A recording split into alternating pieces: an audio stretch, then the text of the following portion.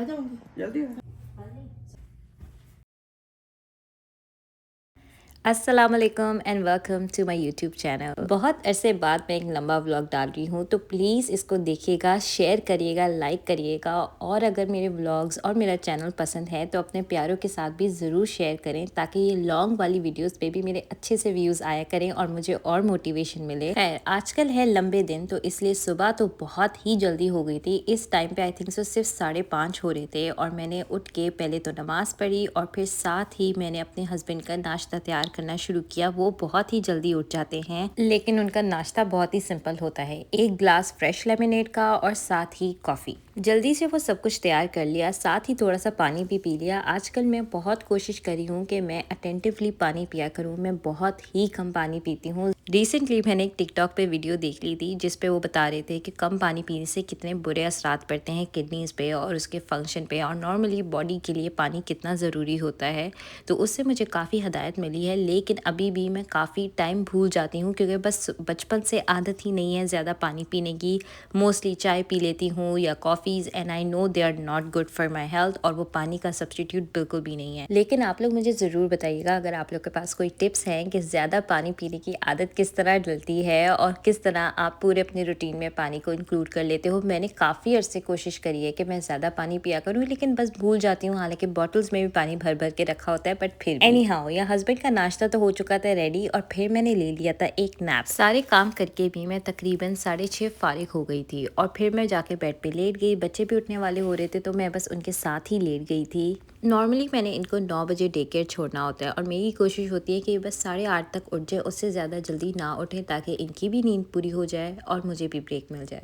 तो बस video edit करते करते मेरी आंख लग गई थी, और मैंने ले लिया था आधे पौने घंटे का नैप। और अब बस मैं उठ के तैयार हो रही थी, क्योंकि मैंने बच्चे को जाना था छोड़ने डे केयर, और साथ ही करनी थी ग्रोसरीज। सुबह मैं काफ़ी सिंपल ही रहती हूँ, मेरे बिल्कुल दिल नहीं कर रहा होता मेकअप करने का, इसलिए मोस्टली मैं मॉइस्चराइज़र लगा लेती हूँ। लेकिन क्योंकि अब समर आ रहा है और धूप यहाँ पे काफ़ी होती है, तो तब मैं इस्तेमाल करती हूँ ला रोच-पोज़े की टिंटेड सनस्क्रीन। उससे मॉइस्चराइजिंग भी हो जाती है आपकी स्किन, साथ ही SPF प्रोटेक्शन भी आ जाती है। और एंड में लिप ऑयल में हमेशा रेयर ब्यूटी का इस्तेमाल करती हूँ, मुझे ये बहुत ही पसंद है। तैयार होकर मैं निकल पड़ी थी बच्चों को छोड़ने, और इस मॉर्निंग बहुत ही ठंड थी, लाइक 2 डिग्रीज था, और साथ ही हेल भी पड़ रही थी। बच्चों को छोड़ने के बाद मेरा सबसे पहला स्टॉप था बेस्ट नट्स, जो कि है वेस्ट आइलैंड में। सो बेसिकली एक अरबियों की शॉप है, और यहाँ से अगर आपको फ्रेश ड्राई फ्रूट्स चाहिए हो या कॉफ़ी चाहिए हो, बहुत ही मज़े की मिलती है। अब यहाँ से मैं कॉफ़ी लेने आई थी, कॉफ़ी के बीन्स। तो बनी बनाई कॉफ़ी नहीं यहाँ से मिलती, लेकिन हाँ, हम कॉफ़ी के बीन्स यहाँ से लेके जाते हैं, और घर में हमारे पास बेवल्स की एस्प्रेसो मशीन है, वहाँ से फिर हम कॉफ़ी बना लेते हैं। हमने बहुत सारे ब्रांड्स ट्राई करे हैं कॉफ़ी बीन्स के, जो ग्रोसरी स्टोर्स पे मिलते हैं, बट सबसे अच्छी ये कॉफ़ीज़ होती हैं, जो कि बड़ी फ्रेश होती हैं, और उसका टेस्ट बहुत ही ऑथेंटिक होता है। सेकेंड और मेन स्टॉप था मेरा मैक्सी। सो ग्रोसरीज बहुत सारी ख़त्म हुई हुई थी, और घर में अभी मेहमान भी आने वाले थे, तो बस मैं जल्दी जल्दी ग्रोसरीज लेने आई थी, क्योंकि कुछ चीज़ें हमें चाहिए थी। नॉर्मली मैं कोशिश करती हूँ कि मेरा ग्रोसरी स्टोर का चक्कर बस एक ही लगे पर वीक, लेकिन कभी कभार एक्सेप्शंस हो ही जाती हैं। खासकर बच्चों के साथ उनके डिफरेंट तरीके के स्नैक्स होते हैं, जो कभी कभार ख़त्म हो जाते हैं या कहीं से मिलते नहीं, तो बार बार चक्कर लगाने पड़ते हैं। आई रियली लाइक इट कि ग्रोसरी स्टोर के अंदर एंटर होते ही सबसे पहले आपको ये प्यारे प्यारे फूल मिलते हैं, और ये मुझे मल्टी कलर फूल बहुत पसंद है शुरू से ही। जब हम नए नए ऑस्ट्रेलिया में भी मूव हुए थे, मेरा बड़ा ही दिल चाहता था ये लेने का। खैर, आज तो मैंने नहीं लिए थे, लेकिन हाँ, मेरा दिल बहुत करता है कि जिस दिन मैं पूरा घर साफ करूँ, समेटूँ, सारी चीज़ें सेट करूँ, उस दिन मैं ये फूल भी फ्रेश ला के रखूँ, ताकि बहुत ही अच्छी सी एक फ्रेश सी लुक आए घर में। खैर, फूलों को तो मैंने छोड़ दिया था पीछे, अब मैं आ गई थी जो काम की चीज़ें थी वो लेने। अच्छा, मुझे बहुत ही पसंद है ये जो समर में छलियाँ आती हैं, इनको आप पील करके 20 मिनट्स एयर फ्रायर में रोस्ट करें, थोड़ा सा बटर या ऑयल लगा लें, जो भी आपको पसंद है। उसके बाद लेमन लेके इसके ऊपर चाट मसाला रब करें, और जो मज़े का टेस्ट आता है, I can not even explain. खैर, ये रेसिपी तो मुंह में पानी ले आई, लेकिन ज़रूर ट्राई करिएगा, क्योंकि बहुत मज़े की बनती हैं। बातों ही बातों में हमारी ग्रोसरी तो हो गई थी, और अब बस मैं सारी चीज़ें अपने बैगों में रख रही थी। चीज़ें मेरी ज़्यादा नहीं थी, बस जो ज़रूरी चीज़ें ख़त्म थी, और मैं इस दफ़ा तसल्ली से आई थी, तो जो कुछ चीज़ें मिस हो रही थी पिछली दफ़ा से, वो भी मैंने रख ली थी। वैसे नॉर्मली मेरा होता है कि मैं प्रॉपर लिस्ट बना के ग्रोसरी करूँ, लेकिन आजकल बस आगे पीछे ऐसी चीज़ें चल रही हैं कि मैं जो काम नॉर्मली बड़ी ऑर्गेनाइजेशन से करती थी वो बस आगे पीछे ही हो रहे हैं। खैर हो चुकी थी ग्रोसरी, बारिश बिल्कुल भी थमी नहीं थी और ये इस टाइम पे मुझे फ्लरीज ज़्यादा लग रही हैं बनिस्बतन बारिश के।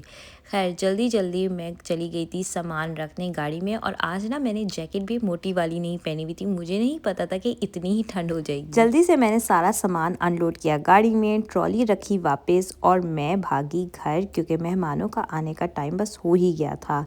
और अब ये है क्लिप जब मेहमान बैठे हुए थे और मैं उनके लिए मिक्स चाय बना रही थी। नॉर्मली हमारे घर में सेपरेट चाय बनती है, लेकिन जब हाँ मेहमान बाहर आते हैं तो हम ज़रूर मिक्स चाय बना लेते हैं। अब यहाँ पे मेरी मदर इन लॉ ने भी बहुत सारी चीज़ें प्रिपेयर करी हुई थी, समोसे, चाट, दही बड़े और बहुत कुछ। तो बस वो सब इंजॉय करके मेहमानों को एंटरटेन करके जब वो चले गए थे तो मैं वापस भाग आई थी नीचे, क्योंकि मेरा दिन बहुत लंबा था। बच्चों के साथ सुबह तो ज़रा हेक्टिक होती है, लेकिन जब उनको छोड़ के आती हूँ तो सबसे पहला काम यही करना होता है कि सारी चीज़ें समेट के रखूँ। अब आज ये क्लीन अप थोड़ा सा और डिलेड हो गया था, क्योंकि पहले मैं चली गई थी ग्रोसरी करने और फिर आ गए थे मेहमान। इस टाइम पे तकरीबन 12 बज रहे थे और मैं जल्दी जल्दी सारे कमरे समेट रही थी, क्योंकि मैंने आपको बताया कि दिन में मेरे बहुत सारे काम थे। अभी मैंने बच्चों की सारी लॉन्ड्री भी जगह पे पहुंचानी थी। एक रात पहले मैंने सब कुछ फोल्ड तो कर लिया था, लेकिन फिर इतनी रात हो गई थी कि मैंने जगह पे नहीं पहुंचाई थी। अच्छा, मैं ना प्रेफर करती हूँ कि एक रात पहले ही मैंने डिसाइड किया हो कि अगली मॉर्निंग मैंने क्या क्या करना है, कौन से काम निपटाने हैं, ताकि मैं उसी हिसाब से हर चीज़ को उतना ही टाइम दे पाऊँ और मेरी एक प्रॉपर स्ट्रक्चर्ड मॉर्निंग गुजरे। और हाँ, जिन दिनों में मैंने बिल्कुल कोई प्लानिंग नहीं करी होती, उस दिन मैंने ये रियलाइज़ किया कि मेरी जो मॉर्निंग्स होती हैं या ये जो टाइम होता है जब बच्चे डे केयर गए होते हैं वो काफ़ी अनप्रोडक्टिव गुजरता है, क्योंकि बस मैं पूरा टाइम चीज़ें ही जगल करती रहती हूँ। पहले तो ये होता था कि मैं अपना पूरा हफ्ता प्लान करती थी कि मैंने इस वीक में क्या करना है, क्या मेरे टास्क हैं, क्या इंपॉर्टेंट चीज़ें हैं जो मैंने डन करनी है, और वो बहुत ही अच्छा गुजरता था। लेकिन फिर फ्लड आ गया, काफ़ी चीज़ें ऊपर नीचे हो गई। पहले हम लोग ऊपर मूव हुए थे, फिर हम लोग नीचे आए, फिर मेरी तबीयत काफ़ी ख़राब हो गई, तो बस इसकी वजह से ज़रा रूटीन ही नहीं सेट होके दे रहा। आपस की बात है, हर सुबह का ये रूटीन मुझे बहुत ही पसंद है। जब मैं सारी चीज़ें जगह पे पहुंचा रही होती हूँ, घर साफ़ सुथरा हो जाता है, हर चीज़ जगह पे पहुंच जाती है, घर में खामोशी होती है और मैं तसल्ली से अपनी अम्मी से बात कर रही होती हूँ, और ये सब कुछ बहुत ही काम और सूदिंग लग रहा होता है। जब आप इन सारे कामों को एक रूटीन समझने लग जाते हो तो काम करना बहुत ही आसान हो जाता है। अब बज़ाहिर मुझे 4 जगहें समेटनी, लेकिन फिर भी अगर आधा घंटा इन्वेस्ट कर लिया जाए तो पूरा दिन आपको इतना अच्छा साफ़ सुथरा घर मिलता है। आपकी फैमिली बहुत इंजॉय करती है साफ़ सुथरा घर, और अब तो मैंने देखा है मेरे बच्चों पे भी बहुत इफ़ेक्ट पड़ता है।